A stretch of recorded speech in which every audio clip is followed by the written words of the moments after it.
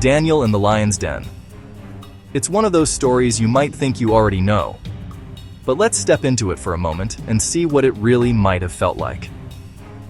Daniel had been serving in Babylon for years under King Darius. He wasn't a young man anymore.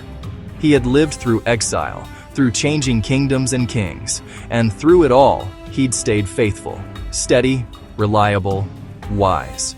So much so that Darius wanted to make him the highest official in the land, second only to himself. And that's where the trouble began. Other officials saw Daniel's success, and envy took over. They searched for some flaw in his work, some reason to bring him down, but they couldn't find one.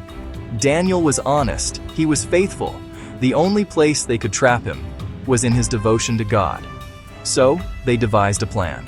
They convinced King Darius to pass a new law. For 30 days, no one could pray to any god or person except the king. Anyone who broke it would be thrown into a den of lions. And Daniel?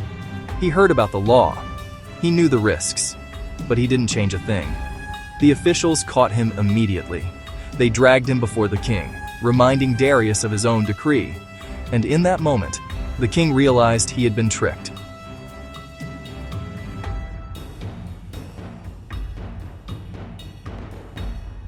At sunset, Daniel was taken to the lion's den.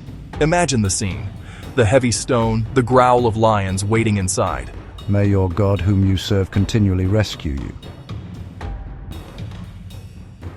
At the first light of dawn, King Darius ran to the den. His voice shook as he called out, Daniel, servant of the living God, has your God been able to rescue you from the lions?